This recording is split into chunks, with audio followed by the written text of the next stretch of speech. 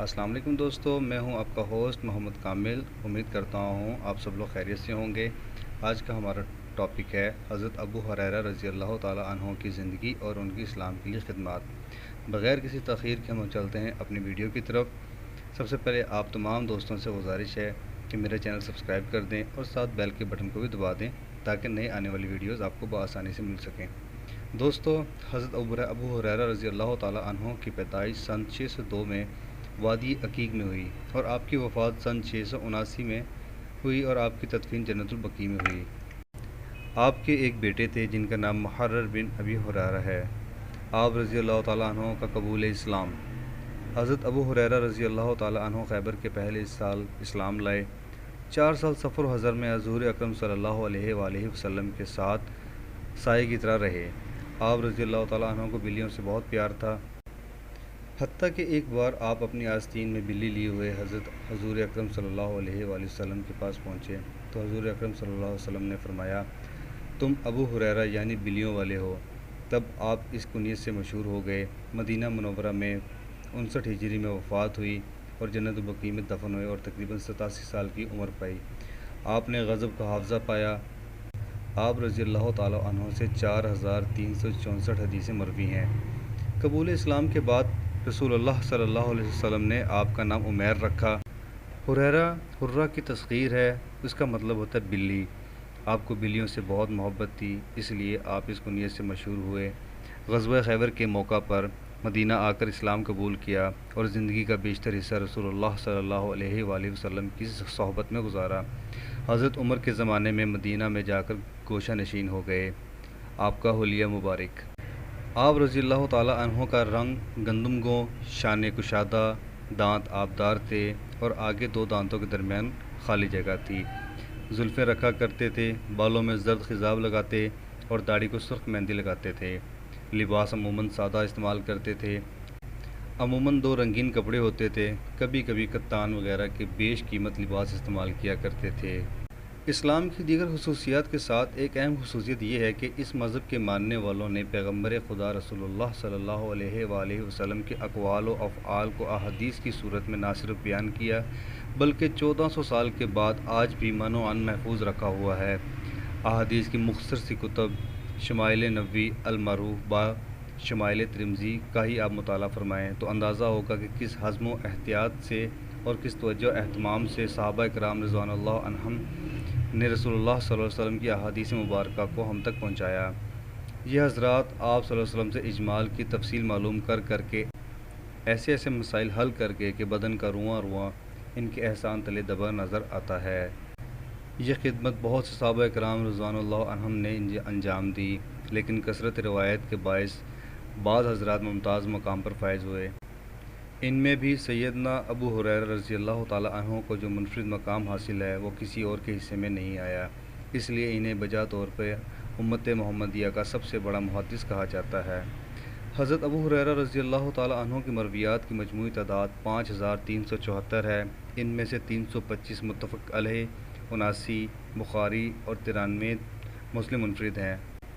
احادیث نبوی صلی اللہ علیہ وسلم کے عظیم الشان ذخیرہ کی مناسبت سے آپ کے روات التلامذہ کا دائرہ بھی وسیع تھا۔ صحابہ کرام رضوان اللہ اجمعین اور تابعین رحمۃ اللہ علیہ ملا کر ان کی روایات کی تعداد 800 سے تجاوز ہو جاتی ہے۔ کتاب کا حوالہ سیرت صحابہ، پیج نمبر 59۔ حضرت ابو ہریرہ رضی اللہ تعالیٰ عنہ کا بیان۔ بخاری شریف کی روایت میں خود حضرت ابو ہریرہ رضی اللہ تعالیٰ عنہ کہتے ہیں کہ حضرت نبی کریم صلی اللہ علیہ وآلہ وسلم کے صحابہ میں عبداللہ بن عمر رضی اللہ تعالیٰ عنہ کے علاوہ مجھ سے زیادہ کوئی شخص حدیث روایت نہیں کرتا۔ ان میں سے اور مجھ میں فرق یہ ہے کہ وہ حضور صلی اللہ علیہ وسلم کی حدیثیں لکھا کرتے تھے اور میں زبانی یاد کیا کرتا تھا۔ یہ بخاری کی حدیث ہے۔ علم حدیث کی حرص۔ حضرت ابو ہریرہ رضی اللہ تعالیٰ عنہ کو حصول علم کا کس قدر شوق تھا، اس کا اندازہ مندرجہ ذیل روایات سے ہوتا ہے۔ وہ بیان کرتے ہیں کہ میں نے عرض کیا، اے اللہ کے رسول، قیامت کے دن سب لوگوں سے زیادہ آپ کی شفاعت کسے ملے گی؟ آپ صلی اللہ علیہ وآلہ وسلم نے فرمایا، مجھے یقینی طور پر یہ خیال تھا کہ تم میں سے کوئی یہ بات مجھ سے نہ پوچھے گا، کیونکہ میں نے حدیث پر تمہاری حرص دیکھ لی تھی۔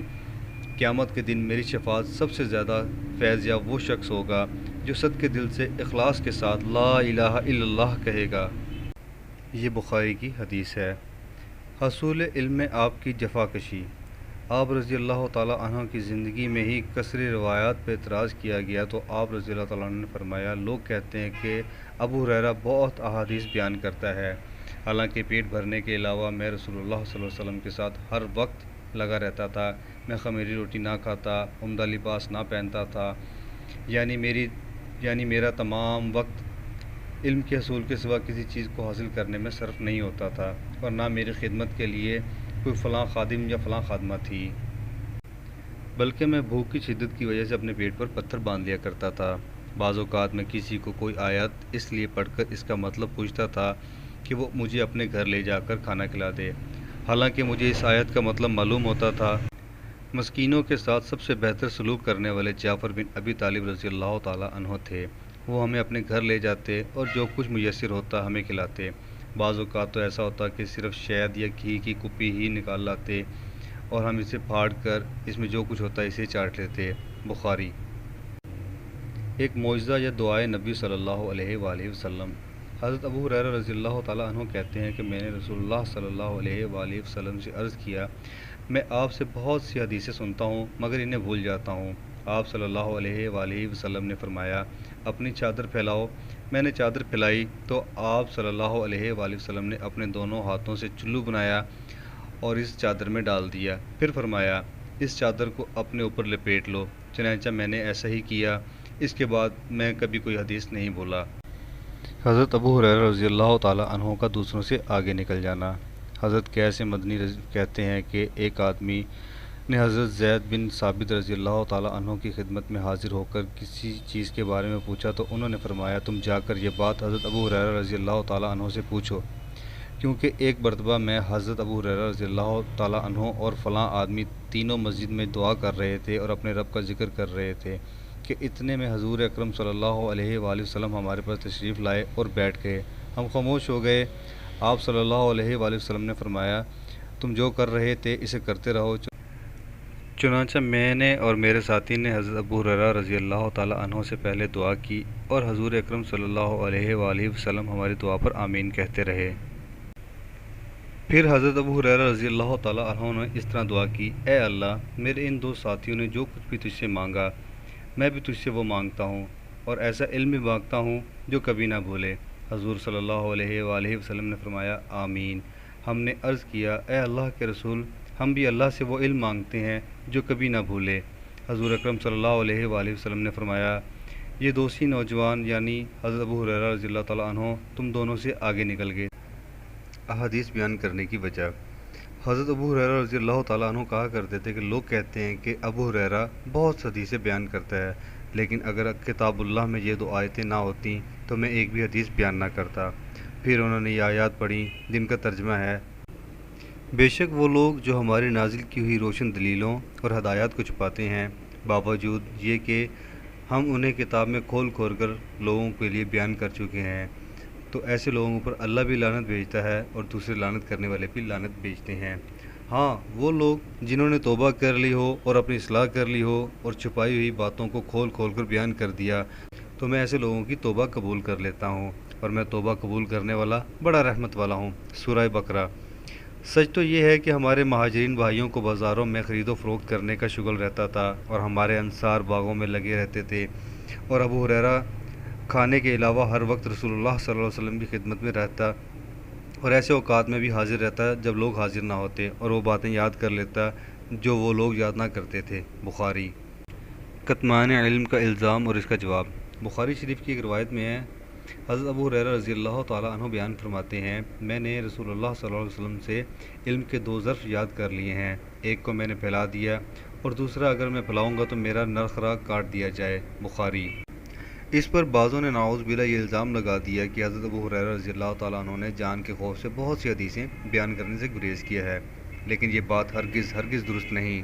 علماء نے اس کی تشریح میں لکھا ہے کہ وہ حدیثیں جو حضرت ابو ہریرہ رضی اللہ تعالیٰ عنہ نے بیان نہیں کی وہ فتنوں کی حدیثیں تھیں۔ حضرت محمد صلی اللہ علیہ وآلہ وسلم نے کچھ فتنے نام بنام بیان کیے تھے، جس سے مدینہ منورہ میں جو منافقین تھے، آپ صلی اللہ علیہ وآلہ وسلم نے حضرت حذیفہ رضی اللہ تعالیٰ عنہ کو ان کے نام بتا دیے، مگر حضرت حذیفہ رضی اللہ تعالیٰ عنہ کو بیان کرنے کی اجازت نہیں تھی۔